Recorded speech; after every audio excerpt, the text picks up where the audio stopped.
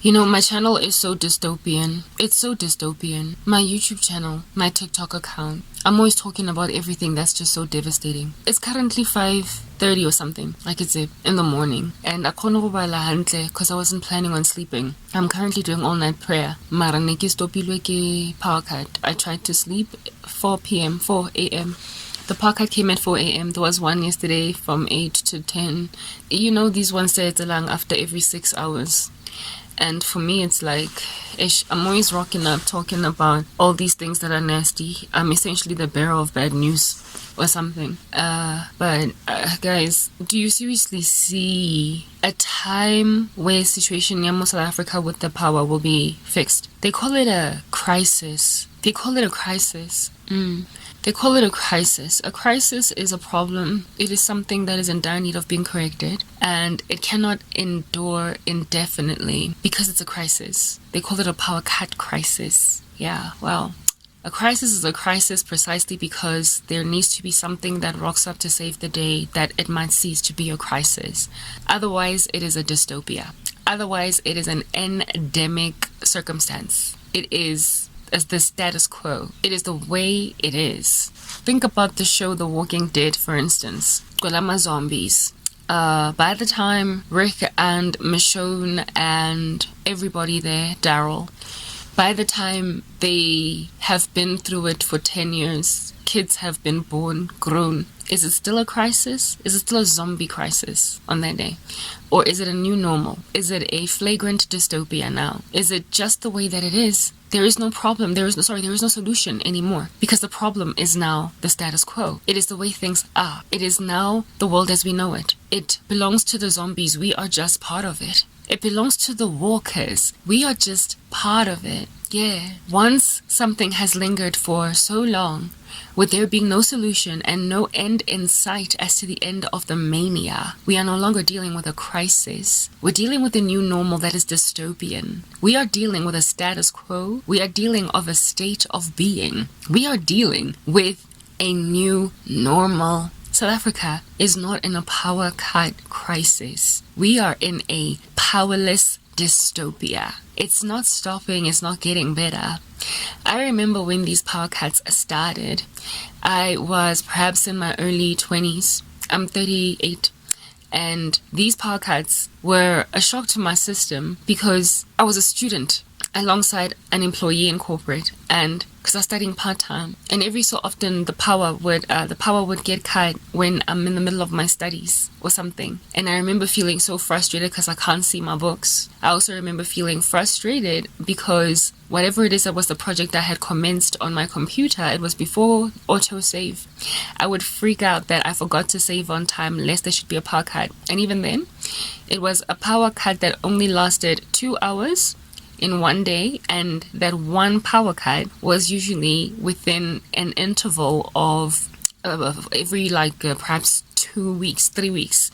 It was so infrequent, scattered about so sporadically that it was not something that I imagined the South African government, upon it impending upon us, with it encroaching up our skirts like a pervert, that it'll just leave it as it is. They called it load shedding indeed back then, and I imagined that they would do something about it, that they would realize that this is not okay. I didn't grow up with Timwa. I grew up in the latter part of apartheid, entering into the new South Africa, the democracy, the born free era.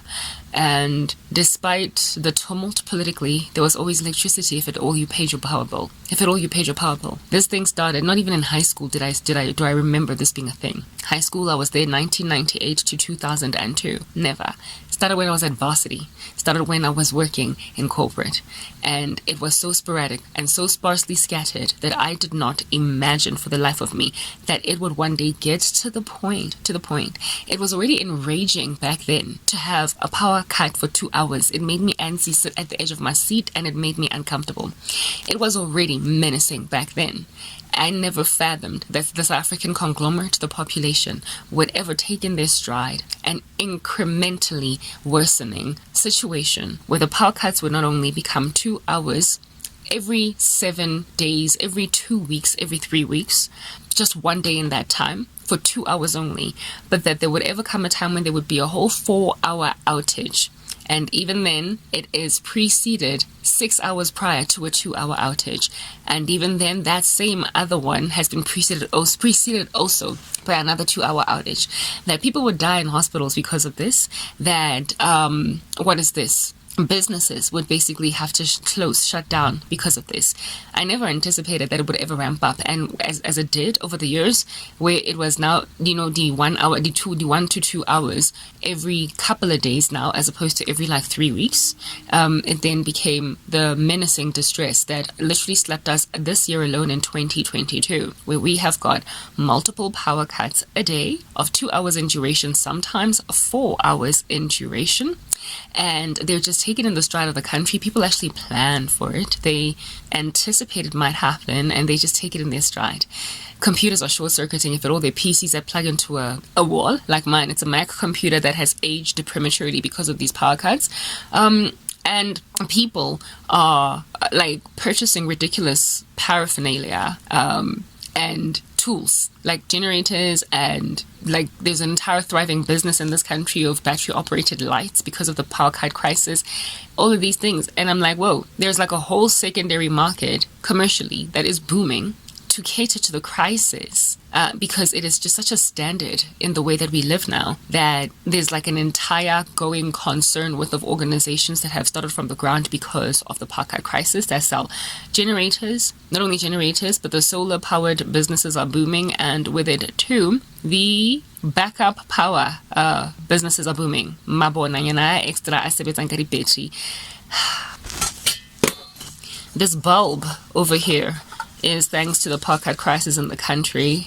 It charges electricity, and when the power goes off, it still stays on for as long as it has been charged. Because of the multiple power cuts per day, sometimes it only glows for 1 little hour out of the 2 hours, and then it's off, and so it doesn't work anymore. This little innovation is because of the power cut crisis in the country.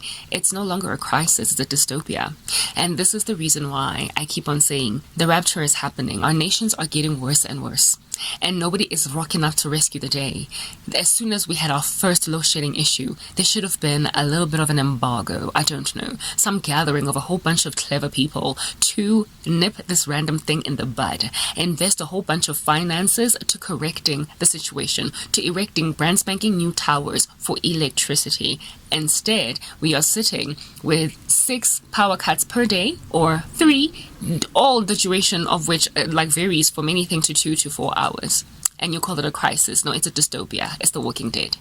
In the Bible, it is written that in the last days, nations will be in perplexity, the sea and the waves roaring. People will be very greatly disquieted by their governments, and it's going to cause a massive amount of civil unrest. It's the kind of stuff that ushers in the Antichrist. I've been thinking maybe I've got a future here in this land, in this world, but I'm thinking, no, you know what, I'm going home. This is the kind of stuff that the rapture is made out of. I get to be why ke sa kgone ho robala, ke sa plena ho robala, because of motlakase that keeps on going off, and I'm tired of lamenting about such random things as these. I don't like this bulb. It's an excellent innovation, but it should not have been innovated, because literally need breeds invention. And this here is an invention that has been brought about as a result of the need that dwells very richly within the bones of a dystopian society. I'm out in Christ's name. Peace.